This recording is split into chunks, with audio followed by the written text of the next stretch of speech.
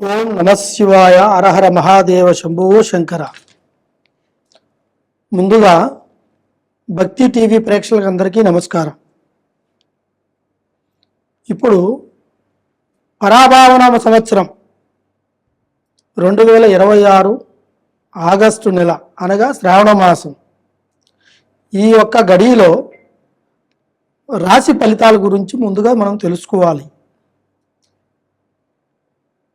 అయితే ఇందులో ముఖ్యంగా గణిత శాస్త్రము, పంచాంగం, హస్తరేఖ అనేది ఒక్కొక్క శాస్త్రానికి విలువతో కూడుకున్న ఒక సంకల్ప బలం ఉంటుంది.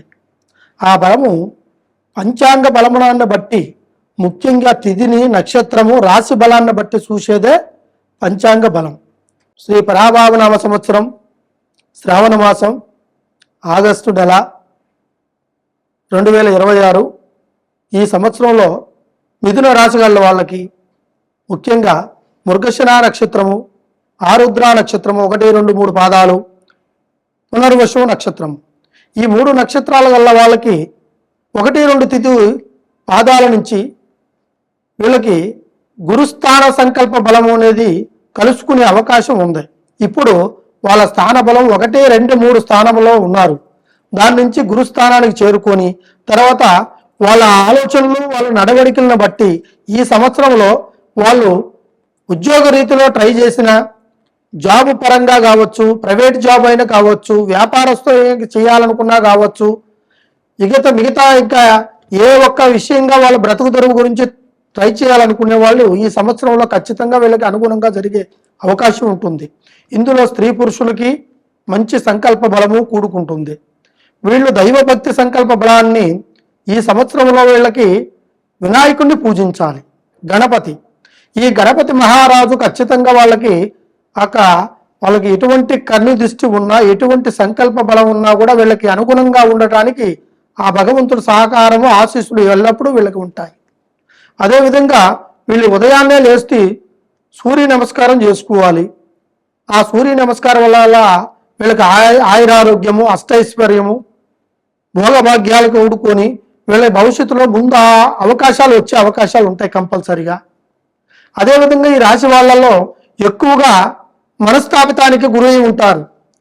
పెళ్లి కాని వారు కావచ్చు, పెళ్ళైన వాళ్ళు కావచ్చు, భార్యాభర్తల మధ్యలో కావచ్చు, లేకుంటే ఉద్యోగ రీతిలో కావచ్చు, లేకుంటే ఫ్రెండ్స్ ద్వారా కావచ్చు, కొన్ని అనుకోనున్న పరిస్థితుల్లో అస్వస్థితికి గురైపోయి కొద్దిగా మానసికంగా వీళ్ళు నలిగిపోతుంటారు. వాళ్ళలో తెలియని ఏదో ఒక సమస్య వాళ్ళని వెంటాడుతుంది. ఇది గ్రహస్థితుల, లేకుంటే వీళ్ళకి టైము బాగలేకనా, లేకుంటే వీళ్ళకి ఏదైనా జరిగిందా అనేది మనం గ్రహించుకోవాలి. దాని తర్వాత స్వామిని, ఏ గురువు గారిని సంప్రదించినా కూడా దానికి తగినట్టుగా పరిష్కారాన్ని ఆయన చూసి చెప్పగలుగుతారు. కానీ మీలో ఏంటంటే మీరే ఆలోచించుకుంటూ బాధపడుతూ మీలోనే వర్ణించుకుంటూ పోతే సమస్యకు పరిష్కారం దొరకదు. ఒకటి కావాలి అనుకుంటే ఇంకో దాన్ని మనం వదులుకుంటేనే మనం అనుకున్న గమ్యాన్ని చేరుకోగలుగుతాం. ఏది చేసినా కూడా మనం ఉన్నదిలే, దేవుడు ఉన్నాడని గాల్లో దీపం పెడితే కాదు. దైవభక్తి అనేది అందరికీ ఉంటుంది. ఆ దైవభక్తిని మనం ఫేస్ చేసుకుని ముందుకు పోతే కాదు. దైవభక్తితో కూడా మన ప్రయత్నాన్ని, మన ఆలోచనని, మన నడవడికిని, మన సమయాన్ని కేటాయించుకొని పోతేనే ఖచ్చితంగా మనం అనుకున్న గమ్యాన్ని కూడా చేరుకోగలుగుతాం. మన లక్ష్యాల్లో ఎటువంటి ఒడిదుడుకులు ఉన్నా కూడా ఆ దైవ సంకల్పం అనుగుణంగా మనకి చూసి ఒక దారిలో నడిపించే మార్గం ఏర్పడుతుంది. అదేవిధంగా పెళ్లి కాని వారైతే కంపల్సరిగా ఈ సంవత్సరంలో పెళ్లిళ్ళు జరిగే అవకాశాలు ఉన్నాయి. అదేవిధంగా మంచి సంబంధాలు కుదురుకుంటాయి. అది స్త్రీల్లోనూ పురుషుల్లోనూ ఇద్దరికీ కలిగే అవకాశాలు ఉంటున్నాయి. తర్వాత ఉద్యోగాలు కూడా ఖచ్చితంగా జరుగుతాయి. దీంట్లో ట్రాన్స్ఫర్, కొంతమందికి గవర్నమెంట్ జాబుల్లో పైనుంచి ఆఫీసర్ నుంచి వచ్చే ఒక మంచి సంకల్పమైన మాటలు. ఇకపోతే చదువుకునే విధానంలో వీళ్ళకి చదువు 3వ నేత్రంగా నిలబడిపోయి మంచి మార్కులు వచ్చి మంచి సబ్జెక్టుని తీసుకొని వీళ్ళకి ఒక మంచి ర్యాంకులో వచ్చేసి వాళ్ళు ఒక భవిష్యత్తుని, తల్లిదండ్రుల పేర్లు కాపాడుకునే ఒక సంకల్ప బలాన్ని కూడా పిల్లలు తీసుకొచ్చే అవకాశం ఉంటుంది ఈ రాశి వాళ్ళల్లో. అదేవిధంగా పెద్దవాళ్ళైతే వీళ్ళు కుటుంబం గురించి ఆలోచించుకుంటూ వీళ్ళకి ఏ ఒక్క సమస్య వచ్చినా కూడా వీళ్ళకి ఏ విధమైన పరిష్కారం చేయాలి, ఏ విధంగా వీళ్ళకి కుటుంబంలో సాధించాలన్న ఒక ఆలోచనలోనే వీళ్ళు నిలబడిపోయి ఉంటారు.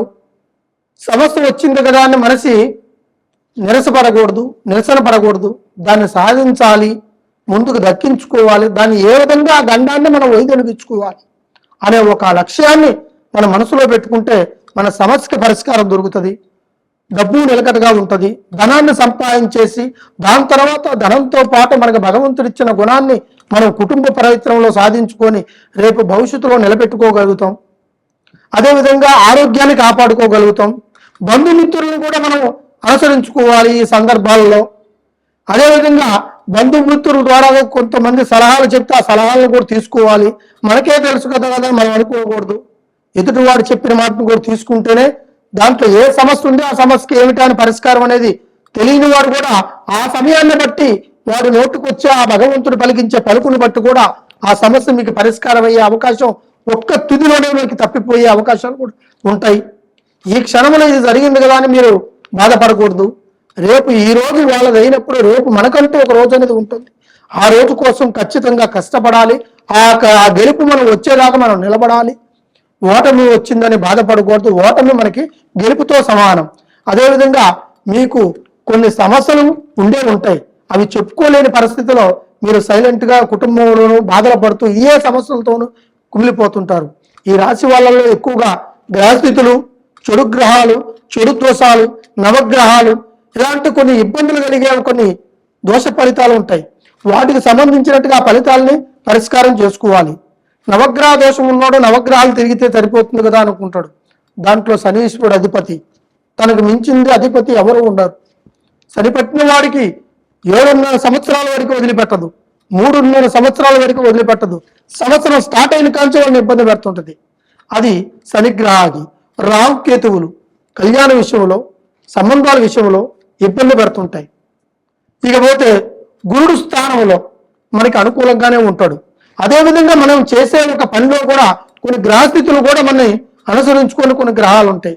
ఈ గ్రహాలు కాకుండా కూడా పంచభూతాలు కూడా మనల్ని శాసించే అవకాశాలు ఉంటాయి. అవకాశాన్ని బట్టి ఒక్కసారి మీకు ఎటువంటి సమస్య ఉన్నా ఈ గురువు గారిని సంప్రదించండి. కింద కనబడే కాంటాక్ట్ నెంబర్ని కాంటాక్ట్ చేయండి.